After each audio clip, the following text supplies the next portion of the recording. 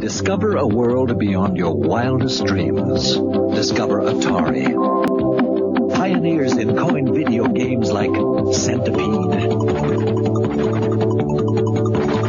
Tempest, and Asteroids that challenge you, excite you, test you like never before. Discover the Atari that opened your eyes to the world's most popular home video games like Space Invaders, Missile Command, and Warlords. Discover the Atari that brought you a home computer truly designed for the home. Sophisticated for advanced needs, yet simple enough for your child to use. Compose music, play advanced games, manage your finances, all at the touch of a button. Discover Atari.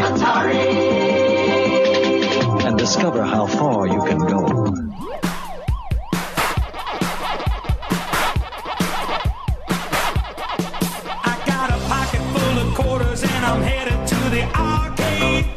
Hi, everybody, and welcome once again to GeekFest Rants. My name is Carlos Perron, and joining me over the line, I got James. Say hi, James. Hello, hello. Well, today we are going to hit another weird topic that we really haven't had a chance to talk about in the past. I know in the past we talked a little bit about Lego video games. We've done a couple of shows because we're really into not only the Lego aspect of it, but the way that they turned it into a video game. But we were kind of in our, I would say probably in our late 30s or early 40s when we started messing with those type of games. But we, just like people our age, probably got our first peek at video games, home video games I'm talking about. I'm not talking about the arcades where you go and play, you put your quarter and you play the games. Those are very nice looking at the time. But I'm talking about the stuff you can actually bring home. And the granddaddy of what we're used to calling the home video system is probably Atari. It was a monster. It was everywhere. Everybody had it. Some people got it earlier than others. I took my time. But let's start a little earlier than that because there are steps to get to Atari if you have the money to do it. James, why don't you tell me a little bit about, what were the first game consoles that ever entered your house and in what manner did they enter? I recall probably we had a Radio Shack version of Pong, and I'm sure it was very basic and probably very cheesy even to the most basic video gamers out there. What year are you talking about? How old were you? It's probably early 80s. I can't imagine it was the late 70s, but, it was very late 70s or early 80s. And I'm talking about like 1980. And yes. It had Pong. There was another version of Pong that might have been a hockey or soccer kind of version, which was essentially Pong with just a different kind of little marking on the screen or a different half line or something like that. Then there was a shoot 'em game, and I do recall having a little gun, and it looked like it was there was a cable connected to it, so whatever it was connected to whatever the box was, and it looked like a Dirty Harry type gun. Oh, I'm looking at it here. I think it's called the Coleco Telestar Sportsman. Yeah, well, you're assuming Coleco. We were rich enough to have Coleco. I'm telling you, it was the cheapo Radio Shack version. So it was essentially that, but you see what I'm talking about. Yeah, it looks like the Dirty Harry gun. You're right. And there a dot would go across the screen, and I don't even know how it knew I was hitting it. And who knows what we were actually doing, but it made it seem like we were doing something. So does that say how many versions of games came with that particular Coleco I don't version? know. From the picture that I'm looking at, it has a Dirty Harry gun that attaches to a console, and it also seems to have a couple of controllers that you can also, the knob, the left and right knob type controllers. It seems to have those. It could be, but the problem is that, as you mentioned, as we said before, there were so many knockoffs in the market that you could have 10 of these type of games with 10 different brands, and they basically did the same thing. Yeah, and so we had that, and it was very basic. I can imagine we had fun with it because, of course, you're kids, and there's a game, and it's on TV, and whatever. That's what we got. And, I guess I was lucky because I did have, as we've talked about on this show, tons of Star Wars toys. But were you aware of Atari while you had this game? Was this like for example, in my case, Atari was a little expensive for my blood at that time. So my dad brought in this game that I have no idea what brand it was. It was a silver box. I'm pretty sure I had heard about Atari. Okay, so it was already in the mix, yeah. Like Atari, you knew the name Atari because there were video games like the basic Pong stand-up and things like that in the arcade. Yeah. So you knew that name, but the home version, I can't say I knew exactly what they were talking about when I heard that name then. But I'll tell you when I did know Atari. Approximately 1981. We're talking April 1981 for sure. I probably was one of the first times I got to play Atari. And this happened because, as anybody old enough will remember, the first launch of the space shuttle was in April 1981, and it was supposed to be April 10th, and that was a Friday. And my friend and I, there were definitely two of us. There might have been a third person. We were allowed to stay home from school and to watch the space shuttle launch. And at the same time, I guess he slept over, or the other guy, we slept over, and he brought his Atari, and we plugged it into my TV, and it was great. Unfortunately, the space shuttle didn't launch that day. There was a delay, and it wound up launching that Sunday. But we got to play Atari all day and not going to school. And I kind of think we were blown away. I don't know how many games he had. He probably had quite a number of games considering the time it was. But the games back then, that was still an early time. So the games would have been Space Invaders, Adventure, we loved. Some probably a driving game. Those early ones. And I really wanted an Atari. And at some point, I guess it started to become an obsession. And my parents said, if you want this, you have to earn money for it or something. So I don't think I got my Atari for another year. I recall it was an Easter vacation situation, and I got this job, and it was a real crap job. It would be the equivalent now. I think there was a movie, maybe it was Matt Damon or Ben Affleck or somebody. Maybe I'm making that up, but they were like in a boiler room or something. They had to sell stocks, and it was like hardcore. And there was a movie called Boiler Room. I think, Ribisi, okay, what's his name? Something like I think. Yeah. I think Affleck. Of course, I'm exaggerating that I was in that same situation. Well, I wasn't selling stocks or anything, but I had to sell some kind of tickets to like the JC's event or something. There was something going on that I had to sell tickets to, and you basically go through the phone book and have to call, and they give you a couple, maybe $1 or $2 an hour, and every one you sell, you maybe got another quarter or something. Wow! So you can imagine what I had to do. It was about. Was it just like Glengarry Glen Ross? Yeah. And I had to. You're selling land in Florida, in swampland. They at least had the good leads. I had the phone book, and literally they gave me a phone book and some leads of numbers, a list of numbers, and I would call and I'd say, "Hi, Mr. Perrone. My name is James, and I am calling for the JCs, and we are having whatever, and we're hoping you're interested in buying whatever.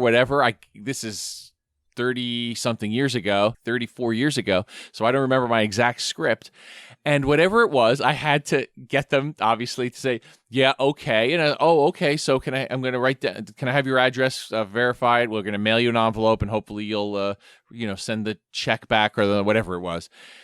Now, this is so ridiculous because, first of all, how many people actually got the envelope and said, all right, yeah, I told the guy I'll do it. Meanwhile, I'm actually putting in the time, so they have to pay me. I'm clicking in a yes I'm notching a yes. And so they're giving me my quarter or 50 cents or whatever that was. And I have to earn money. Well, I needed $200. This is how ridiculous this job was. So let's say I did this for Well, that's a lot of money back then. That's a lot of money. It's ridiculous. It's ridiculous amount of money. I started looking up in prep for this. That was the equivalent of like $700 of today's money, which is a lot of money. That's still, okay, you could pay that kind of money for a game and an Xbox or whatever the big thing is now, PlayStation 4. Yeah, PlayStation 4 is like around $400 nowadays. It could cost you between a couple games or something. It could cost you in the 5-6 ballpark if you have a high memory or whatever. Yeah. Okay, so that's my thing. So I do this. I need $200. I know I need $200. At one point, I was literally nickel and diming my way to $200. I started to say, yeah, he said yes. So I started to say these phantom yeses and stuff like that just to get to this money. I'd get my money, I'd bring it home, I'd hand it to my mother or my father, whoever was keeping score. And literally the minute I got to $200, I was like, okay, yeah, this is my last day. I'm not coming back. And I quit that. And the job had an ending point anyway, because whatever this event was, right, you know what I'm saying? Right. I definitely know I didn't go to the bitter end on that job. I gave the money to my father had the money. I gave him the money and I said, okay, look, go to the bank and get me 2 crisp $100 bills, because I'm a big shot now. Okay, you know I'm going to show up with some cash. You're going to try to roll $200 bills with a rubber band, and you can't make a circle out of it. I'm going to the Toys R Us in my best suit and my pocket full of money, and I'm buying an Atari VCS. They called it. Now it wasn't called the 2600 yet. It was the Atari Video Computer System, and it came with one game, and I believe the game was Combat still at the time when I got mine. Yeah, so Combat used to be the freebie, I remember, yeah. Yeah, it had changed as the years went on. It had changed, or they gave a different version of games. It depends, or you had a choice at sometimes. I got Combat. The Atari VCS system was $150 essentially at Toys R Us, which was a good price at the time. And I guess this was the time Asteroids had kind of just came out, and it was relatively new, the home version of Asteroids. Now, anybody who knows these games, the home version of Asteroids was just barely Asteroids. In the video game, it was very like the main ship kind of looked like an arrow, which was Star Destroyer-ish, so people like us could feel like we were playing a Star Wars type game. And at that point, Empire Strikes Back came out, so Asteroids were big in our mind. So you're blasting these asteroids, and I guess every now and then some like wild thing would show up, and you'd have to shoot it for a couple extra points. Well, the home version, the asteroids look more like, it's like dot matrix or something like that. Well, that's the thing. They weren't as fluid as the arcade version. The arcade version was a very sharp, bright, highlighted thing. But at home, it was kind of weird when you turned it. The pointy part became kind of crooked. It was a little strange. Yeah, it was slightly clunky as far as the game goes, but I played the ass off of that game. And I eventually played Combat, and you're playing the tanks, and Adventure, and I found the secret dot to get the little Easter egg, and we had to chase that stupid bat that would try to steal your key and take it off and leave it who the heck knows what, some castle, purple castle or whatever color it was. I remember having, I guess it was whatever the Atari, I don't know if Atari's was called Pole Position or not. I remember a racing type game, but it was very simple. So they weren't fantastic games, but they were fun. They were really fun for the time. And then things eventually like Activision, and you eventually got like Pitfall and some of those games, and that seemed like it was, and Spy Hunter. Right, and they started crossing over into Atari brands and stuff like that. You started to have, well, it turns out the Activision company was started by guys who really weren't getting paid anything at Atari designing games, so they kind of started their own company. So we got some really great games, and it seemed to take better advantage of what the Atari could do. But let me tell you, to this day, I own that machine. I don't know if it still works, but I have had it, and I bought it with my own money, and I had to break my back earning that money. So I don't have any kids, but I'm going to tell them if I ever find kids that want to listen. I had to work for my Atari. You had to walk uphill both ways. Yeah, I know the story. In the rain and the snow. Let me give you a little of the background of my video game history. And like I said a little earlier, before Atari, there was this game we had. I have no clue what the name was. Silver box, blue buttons. All the games are pre-programmed into the buttons, and they were super basic games like Pong type of, monochrome type of games. 2 controllers with a joystick attached to the silver box. I cannot find it for the life of me anywhere on the internet. I just want to get a picture of it. It's funny, over the last couple of days, I grabbed the magnifying glass and I'm going through old pictures of me in Jackson Heights, back in Queens when I used to live in Jackson Heights. And I'm trying to see, what's on top of my TV, what's on top, what's next to the bed, what's this? And I cannot find that stupid game. It's driving me nuts.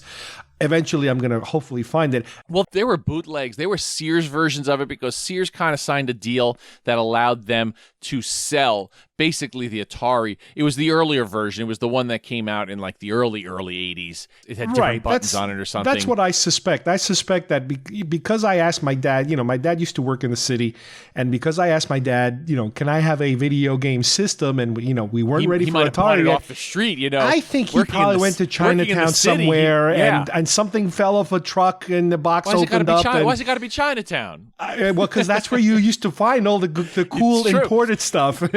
It's true. That's where I got my Laserdisc player. I literally walked to Chinatown and I bought my first Laserdisc player there because it was cheaper and they didn't charge tax. My dad has a history of going to these cheapy stores and buying like real junky stuff. So it wouldn't surprise me if it came out of like one of these dollar stores or something. He got the Atari ATARI instead of. Well, what I find amazing is the fact that and I didn't know this until later, is that even before we're all familiar with the Atari console, the 2600 console with a joystick and this and that. I know later they added the little wheel thing and the back and forth button. There was and some that weird stuff that but even showed before up as the years that, went on. even before that, Atari had put out a whole bunch of consoles that were one game only. So in other words, you would have a wheel driving console or a shooting console or even a Pong looking console. It was labeled Atari, but it only played like one or two games. It wasn't later until the one we are talking about now, the 2600 looking one, that the game completely went berserk. And obviously one of the biggest selling points of the game and what made it so popular was the interchangeable cartridges. And I remember that was what everybody and all the other companies, once they realized that Atari started making money on that, they all went bananas and like everybody was coming out with their own cartridges and this and that.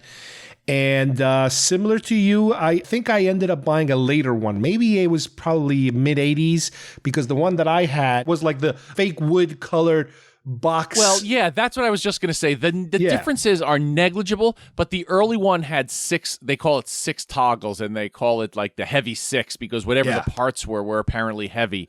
But it had the wood look on the front. Mine, I think, could have been that one or the one with 4 switches, and they're like the extra switch was in the back to switch sides from something to something else. And I don't know all the specifics this late, but that was. I had the wood grain in the front, which wood grain I guess was a big deal in the early 80s. I guess they wanted it to match your it was leftover 70s, I think. It was because what's amazing is that match your home system or something. Yeah, if you had one of those TV sets that were like furniture looking sets, it would match the wood grain on your TV. Like who wanted that? But I remember VCR players had some wood grain still. Oh, that's awful. When I first got mine. What I find amazing is the fact that the 2600 or a version of the 2600 came out like around 77, but I never even realized those things were around until way later. Well, I think they were more expensive, and I think, like we said, like we weren't rich, you weren't rich. At the time, we had a nice, decent-sized color TV, which was probably 24-inch part of the Victrola setup and everything. So it's not like we had nothing. My dad was, a hard worker and made good money, but things cost a lot of money too, so we weren't throwing it around, and they wouldn't let me throw it around. So that's why, we didn't get it the day they came out, and we'd have to hear about it from other people. Whether they were rich or not, I couldn't tell you, but, there was usually somebody else who, always had, they got this, you know what I mean? It's like, my dad had a good car. We had some good cars, They weren't super expensive, but they were nice. So he might have spent his money in different places where other guys were buying, little gadgets and stuff. Now, I remember you said Asteroids was one of your early favorites. One of my early favorites was Pitfall. I used to love Pitfall, running around and stepping on the alligator heads and that sort of thing.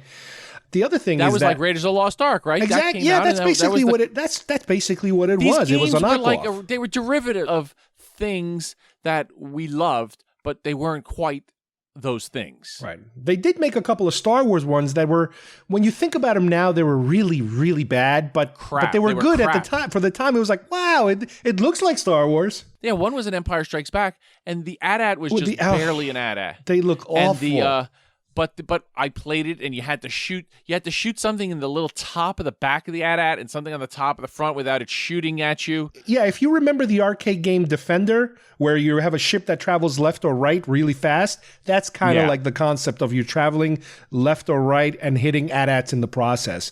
But you're talking about, 3 or 4 colors, and very boxy square graphics, which is how everything started. Yeah. The music was barely recognizable as Star Wars-esque music. Speaking of Star Wars, I'll just mention they had I never got it, but it was something called Jedi Arena, and that seemed dumb. It's like you were basically swinging a lightsaber and trying to hit the trackball, kind of like Luke training on the Falcon, but it was so lame that I never bought it. But I did buy, and this must have been 83, which was, believe it or not, the beginning of the end. But there was something called Return of the Jedi. Now, that turned out you had to do a couple of different things, and then ultimately you had to get the Falcon to blow up, I guess, the Death Star, or a version of the Falcon had to shoot.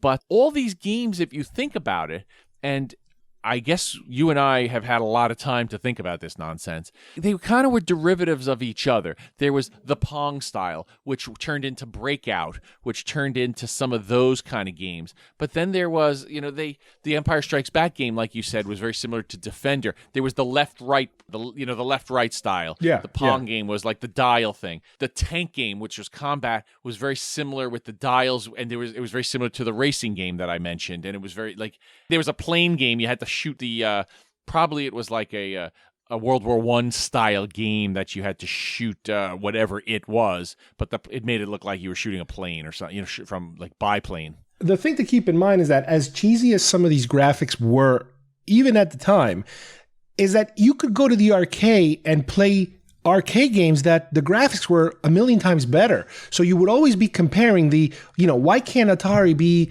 as good graphic-wise as the stuff that you would go and play at the arcade. Return of the Jedi had a wonderful game with the bikes in Endor and stuff like that. They look beautiful. Eventually, there was the Star Wars arcade game, and there was things. Let me now mention it.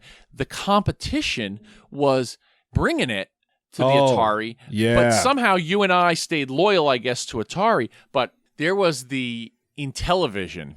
Oh, uh-huh. Yeah. Now, I noticed Intellivision was made by Mattel. And it was basically, I feel it focused more on sports games, but there were some other games, but it tried to bring more realism to the sports games. Then there was ColecoVision. ColecoVision. I think I had a ColecoVision once. That, I think, came around 82-ish. It could have been the middle to end of 82, but I don't know the exact dates. That always blew me away because that had the games that looked very realistic.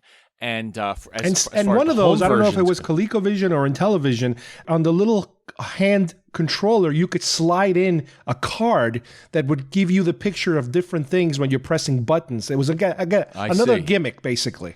Yeah. Then there was some other versions, like eventually, like Commodore 64 came out, and eventually Atari computers were out. Yeah. While they weren't great by themselves as computers, and they weren't great by themselves as games, sometimes they had a little bit better. And I did some research, and we're talking, like, when they say 8-bit and stuff, and it's a goof now with people, they do like retro graphics. And sometimes the retro graphics are just like Mario's and stuff. But now, I mean, for Ataris, I don't even know if that was 8-bit. Who knows what that was? But the memory was ridiculously low. Oh, of course. Even the basic iPhones and Android phones now are like better than the Space Shuttle's computers compared to what the Atari games had. I mean, crappy memory. But we didn't know better. That was it. That's what we knew. And to have that, and like I said, to be willing to work for it, and parents trying to get it for us and stuff, that's something special. Nowadays, I know, basically, I'm sure parents work hard to get kids stuff, but it's almost expected now, if you're a kid, you're going to have some kind of game. Like, it just has to, you have, like, every house has to have a TV. Well, now every house, it has to have an Xbox or a PlayStation or a Nintendo of some sort, or a couple computers or iPads. Right. And we weren't that fortunate. Like, even, believe it or not, I mean, this sounds crazy, but there was a time, like, even getting calculators or adding machines, like they called them adding machines at the time, and some of them, they still had the tape that it would yeah. like the and the accounting tapes. Yeah, and you'd pull out the little ticker tape. Like, in hindsight, why would I even need that? But maybe parents needed it to do their checking or something like that. I don't remember what my parents were doing. The thing to also keep in mind is around this time, as Atari starting to flounder a little bit in its popularity, and you said Intellivision and ColecoVision, you also have the beginning of Nintendo and Genesis. Those are starting to creep into the market slowly, which then make their presence even bigger later. Yeah, let me get you there. The beginning of the end for Atari was basically when you and I got in, and that was because That's right. Years earlier, they were basically bought out by Warner Communications, which eventually bought everything, it seemed like at one point. But Warner bought that. Then there was more money involved and was more of a subsidiary of a company, which is more serious. Now it's like the fun of the inventing is disappearing and turning more into the business. And they started licensing movies and things like that. And some you say, oh, well, yeah, I remember the Raiders of the Lost Ark game. That was interesting. Like, it wasn't great, but it was interesting. I'll give it that. And it gave me a couple hours of trying to beat it. But they tippy-toed into some other movies. And one of them is legendary. It's E.T.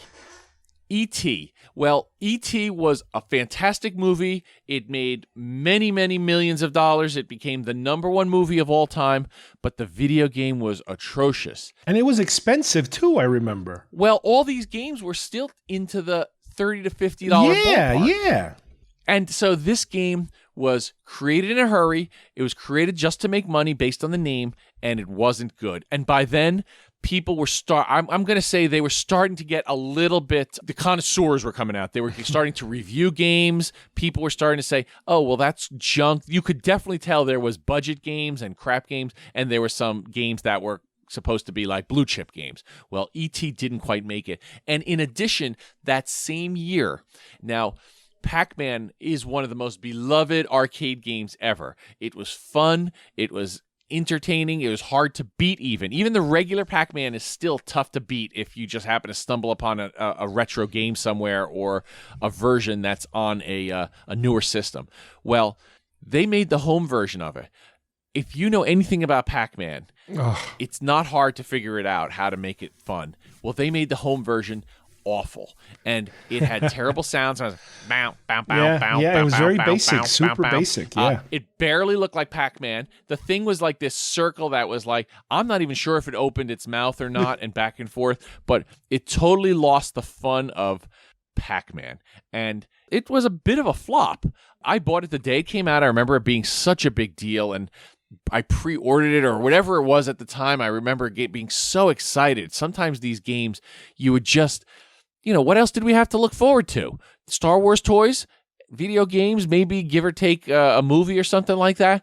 So we got that game and I played it. I still remember getting a blister playing it so much, but that was about it. I knew this was not Pac-Man, and I may have kept it, and I may have brought it back. I just don't recall. I probably kept it, and I'm imagining that I brought it back. I'm probably wishing I brought it back. Well, no, but that was one of the biggest problems, like I said before, is the fact that... That was the beginning of the end. Those type of failures. When you compare those graphics to the arcades, it's night and day, and then as other companies start to kind of upping the game in the graphic department, they're all then try to outdo each other in terms of, well, this looks a little better, like you said, 8-bit, 16-bit, 32-bit, all this bit wars. So here, let me just say, so then people just started, it's like anything else. People started to say, hey, this isn't that great. These games aren't that great. They're not the same as the arcade. I'm losing interest. There's some newer machines, the ColecoVision. Some people had money to buy other ones. And we just got older too, and we just got other interests. Now, I don't know how far or how long it took you. I knew Atari had a line of computers, and in the beginning they weren't terrible, but they weren't my cup of tea. But they eventually had a second line, and they were trying to get more into, I guess, real home computing. The company was splitting a little bit. There was an arcade game division. Eventually that got sold and was its own company, still using the same similar name. There was the home version, which was faltering. And then they had the computers. And a lot of these people have said in interviews years later, sometimes the game people didn't even know what the computer people were doing. It's not like there was any synergy. It was not like there was any, okay, well, let's see if we can get this on all the platforms like they do now or something. But I guess I wasn't a Commodore person. I knew people who had the Commodore. I was into computing. I was learning computer. I was learning, BASIC and stuff. At the time, it's not computers like now. Had I continued along that path, I might have had a different career. But I was learning computing in that era, and I was doing pretty well. But I bought the Atari 600 XL, they called it. It was a nice, sleek-looking computer. It was nothing fantastic, but it had a letter-quality printer. It had a couple different printers, but it had a letter-quality printer which would print out. You'd type up like your term paper or your reports or something and then press print, and it would print out what looked like a proper typing. Not a lot of people had those dot matrix ones. Teachers in school didn't accept them. They wanted either you typed it on a typewriter or whatever you had to do. I got the good one. It was a little more expensive. I also had a floppy disk, which was pretty early for most people having floppy disks, and I had a modem, so it was a dial-up. And what grade are you in here? Well, that wound up being 1984-ish. Oh wow, so that's pretty early. We're talking about 2 years later. Middle of 84 into 85, I remember using this Atari computer. So it was like the end of junior high, the beginning of high school, something like that? Yeah, we didn't call it junior high. It was middle school and high school, but yeah. And I used that thing. I can remember doing papers on it and stuff. I can remember we've talked about this on shows. I was on I guess it was bulletin boards or not the internet, but like the CompuServe, I think it was called back then, and I had to pay, which was a lot of money. I had to pay a certain subscriber fee, maybe $20 or $30 a month, and you might have had to pay your phone for being on it or something like that, unless you found a local number. So it got a little dicey. I do remember having to be careful. But that's what I used, and it had a port for games, and the games were better on it. The games definitely looked better. I remember getting, I think it was Ms. Pac-Man or some other kind of game like that. But wait, you were using the old cartridges from the 2600, or you would have to get special cartridges? No. You had to get new ones, and that's the trouble. There wasn't a lot of backwards compatibility, and I think that's what made Atari fail. They had come up with some new models like a 5200. They had tried to get into other areas, and so the people with all the old cartridges, even though they weren't great, weren't able to use them. So you were starting to get bargains on the old 2600 for poorer people and littler kids and people who didn't quite have the access to the brand new ones because everything was so expensive to buy a whole new system. Yeah. So it was a little weird back then, and it wound up turning people off, and it wound up, like I said, pushing people more towards the computers, and the handheld games started to get a little bit. They weren't great, but there was Mattel handheld sports games. I had the handheld Battlestar Galactica. There was some of those. There was Simon, if you recall. Yeah, the red one with the red buttons, and you would. Yeah, so people were moving into different types of games and different types of tastes, and it started to falter. And eventually, and I learned this recently, I did not know that, Atari was not as big in Japan because Nintendo had a system and they had whatever their version was and were doing very well. And they wanted to bring their system here and license. And Atari could have, the original Nintendo, the Nintendo NES, that's a classic. Yeah. I read, whatever you want to call what I did, they could have had the access to that and call it Atari. And that would have been like their next gen type thing with all of those original games, the Marios, all that kind of stuff that people loved. And Atari said, no, thank you. We've got our own plans. And you can see how those plans came about, and they kind of fell apart. Right into the toilet. And Atari just basically, they were huge. I remember the Atari magazine. I remember you'd get all kinds of updates. Activision, you could get patches. So it was a bit of a lifestyle. It was a way of life. I really, believe it or not, wasn't allowed to go to the arcades. Once in a while, I could play a game if it was in the Wawa or 7-Eleven, once in a blue moon. But my mother didn't want me, and I'm sure your parents probably had a similar thing. They didn't want me hanging around the arcade because there was people, the bad kid. They were smoking dope and cigarettes and who knows what other bad things they were doing. But, I couldn't go to the game rooms, as they called them. I remember the mall had a game room, and there was a couple in my town. We used to have a bowling alley that had a game room, and that was cool. That was more acceptable, but the games got better there. People started realizing it's not going to be the same as home, so they didn't quite invest. And then eventually, I remember going to the IBM PC Junior, which was basically a real computer, more in line with the Apple. Apple was still very popular. The Macintoshes started to come out. Well, at least you had your introductory through Atari. You were at least introduced to computers through Atari. I didn't touch a computer until I got to college. All through high school, it was still typewriters for me. By the time I got to college, and they actually let us use computers. They were Macs, I remember, in college. I ended up buying a Tandy from Radio Shack, a monochrome Tandy with floppies and a dot matrix printer, which that was fun. I remember I used those for quite a while before I got into Windows and all that stuff. And then at that same time, while all the computer stuff is starting to build up, and that's a whole nother show, how the Macintoshes got better and how some of the IBMs got better, and there was a competition there and other companies, and it started to get into Compaq and I guess HPs. And, I kind of kept my PC Junior and used that throughout college.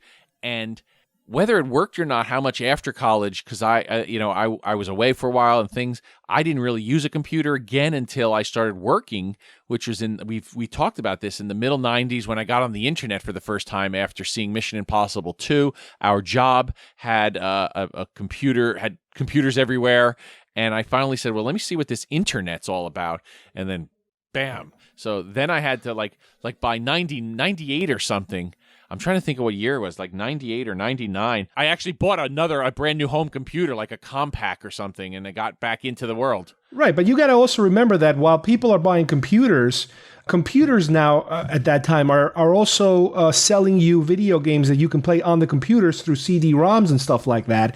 And at the same time, parallel to that, you still have the console industry also kind of competing with the two until basically one more or less overtakes the other. Well, that was what was interesting. Here's the deal. There are games for the computers as people start to get home computers that are on floppies. I don't know if they were cartridges much, but they were on floppies. They're on CDs. Mostly. Well, floppies and then CDs. Yeah, CD-ROM. I can remember a title called Castle Wolfenstein. Oh, yeah. Remember Myst? And a whole bunch of other stuff like that? I didn't really play all those. I knew people had them, and they'd show me what they were. And some of them were a combination, like words would pop up on the screen. Right. But I can recall like games even while the Atari 2600, what it eventually was called, was popular. There was a computer at school because we were lucky to have a computer at school. It was a Commodore PET. It was called PET, which stood for something. But I remember games called Taipan, and it was these little blocks, like on like a monochrome, like you said. It could have been an orange and black screen, or a green and black screen, or black and white at some point, I suppose. But the gaming, the style of gaming and things like that changed so rapidly by the second half of the 80s into the 90s. Then there's Super NESs, which I didn't get involved in. Then there's my brother did buy a Sega Genesis. Yeah, we had one too. I remember we ended up with one of those. That was pretty cool, and it had some Sonic cool games. the Hedgehog. Yeah, Sonic. I played Sonic, and he had a Simpsons game, and he eventually wound up buying a Star Trek Next Generation game. What a difference in quality. Huh? Yeah, which we actually beat the Star Trek Next Generation game, but we only bought it just to get like a free figure. It was a free Cisco or something from the pilot of Deep Space Nine. You get this free Cisco. So you had to buy the game, and the game sat there, and we finally said, well, we might as well give it a shot. Let's see what this game's like, and we liked it. It wound up being very interesting for its day, and then again, it changed. I think all the gaming changed. There was Nintendo for quite a while, but then PlayStation came along in the 90s, and that changed everything. And then shortly after that, Microsoft entered the gaming world with Xbox. And so there was the battle again, and then they started to update. Nintendo and then the Wii. Then we messed around with the Wii for a while. Yeah, there were some other systems that people may or may not remember, and then like the 2000s, there was like Xbox. I don't know if it was Xbox 2 or PlayStation 3 was really fantastic. It would be a player, it would be a Blu-ray player, it would be you could get online and play people apparently. And the Wii, I finally got a Wii, and as adults, it wound up being so much fun. The bowling games, some of the sports games, some of the other games, it wound up really getting people involved. Adults. Right. And, for a while, it was a pretty hot hot unit because of the fact that all of a sudden you're introducing motion, physical motion to the games that you never had before. And that got them going for a while. The graphics were so good, and it wasn't it wasn't cheap. It was like $300, I think, the Wii. But compared to the old days, then that's when I was able. The first Lego Star Wars game I actually had to play on a laptop computer, and I had to buy one of those those controllers and that's those right. plug-and-play controllers. We did that. I remember with Battlefront. Battlefront, we used to have it on computer. Yeah. Yeah, and I recall having a Star Wars, it was called Racer or Pod Racer, and I had to play it on a computer. And it was tough to get it to work without crashing, but then eventually it all worked. And it was like, wow, games are fantastic. If this was like when I was a kid, I would definitely never have stopped playing. I would say if anybody kind of wants to relive their old Atari games, what you can do is, we own one. They sell these. They look like the Atari control systems. They're a little smaller, but instead of having to put cartridges in, all the games, or a lot of those games, are built into the system itself. So you can kind of scroll through all these little games. Around. And they probably cost you maybe $30-$40 for the whole console, which is the price of probably one game back then. What's also interesting is some of the Nintendo, now there's Wii U and there's Xbox 360 and there's PlayStation 4. They have either you can buy in their stores, their online stores, or you can get, the classic games. Or these little, are those called the emulators or something like that? That you can. I'm not even sure, but I know all of them in one I've shot. I've seen. You can either get these things that you can plug into your TV, like an old Atari, but it has all the games, no cartridges, all the games are built in. Exactly. But you can also get modernized versions of some of these games. And the arcade games, the actual arcade-looking ones also you can get. Yes, that's the thing. Like the Donkey Kong at home is almost as good as you the can Donkey play Kong Zaxxon or Donkey Kong Jr. or any of those classic arcades. Any of those classic Hubert, Millipede, games, Centipede, all those. But the thing is, going back to this whole era, there were songs. There's Pac-Man Fever was a song. It was a silly song, but I still have the album Pac-Man Fever. Yeah, and it was just it became it became a fad. The cartoon. I will admit that it became a fad, and then there was the money grab, and then everything that became attached to it. So both you and I know that everything good eventually gets sullied, from disco to Star Wars to good, stuff like that. But it was fine. It was fun at the time.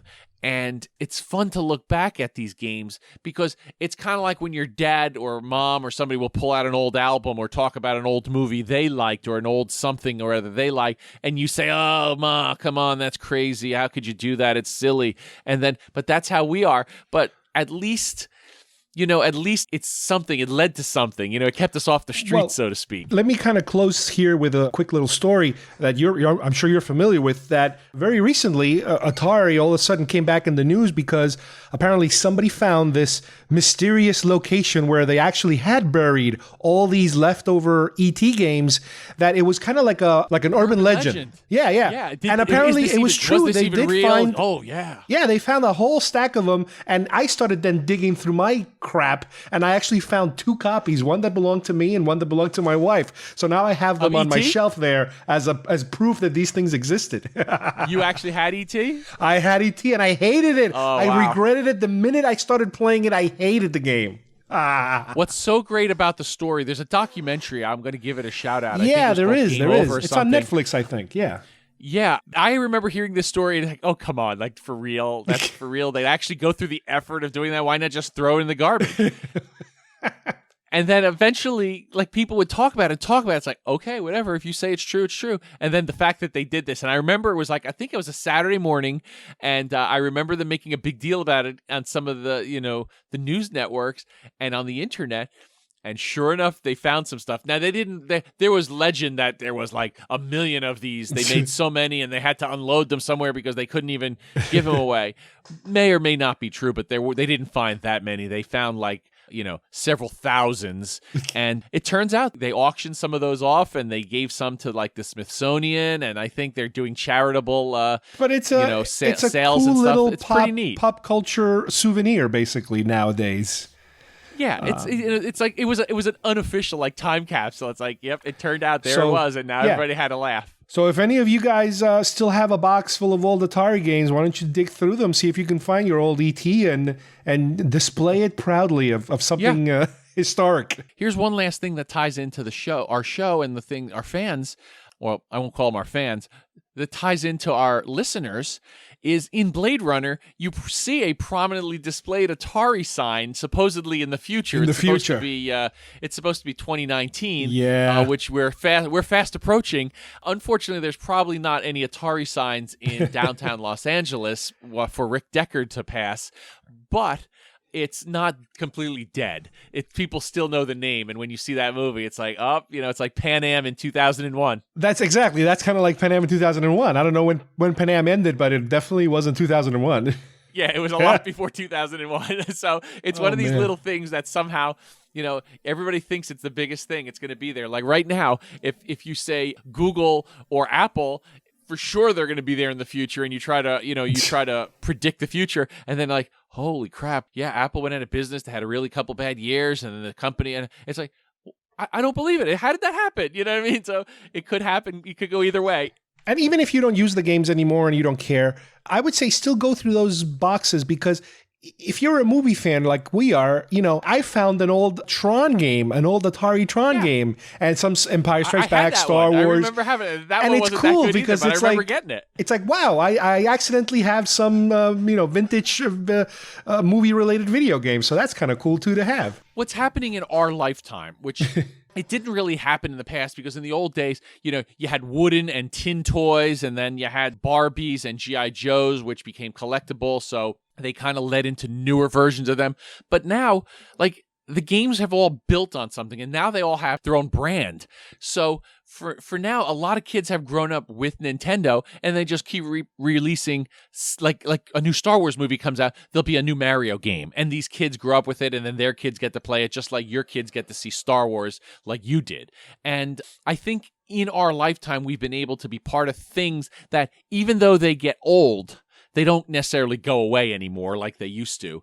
And that's what Atari is. You can get access to these games in some shape or form and actually have a good time with your family for a few hours and say, here, this is what mom and dad played, and they can make fun of you, and then you go play the good games afterwards, and so they get the bad taste out of their mouth. I got a good question for you to think about this as we wind down here. If you happen to do have an original Atari 2600 console, you're going to have to go on the internet to figure out how to wire it to your TV, because back then they would have two little flat cables that would go into your VHF side of the screws in the back of your TV. They were little screws. Yeah. Nowadays, I don't know what the hell you do with those on our modern television sets.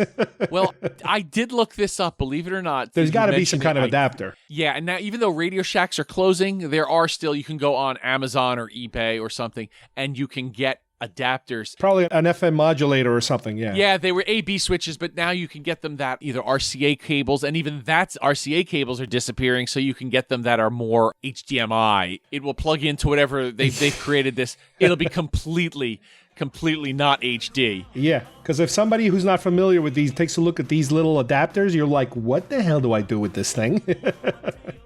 Fortunately for me, even though I'm in that industry, I still have a tube TV from 1997, so I'm ready to go. Does it take about 20 minutes to warm up? I don't have to slap it or anything, or adjust the rabbit ears. Oh my God! I remember I used to have a black and white TV that took a while to literally warm up. Oh my goodness! Well, anyway. Oh, the good old days. Yeah, when we used to walk uphill both ways to watch TV. Anyway, thank you, James, as usual, for joining me on this weird subject that we decided we wanted to tackle this time around. And thank you to you guys for listening, and we will see you here next time at GeekFest Rants. Bye-bye, everybody. Bye-bye. I'm gonna bend to the left and move to the right. Monkey's too slow and Blinky's out of sight.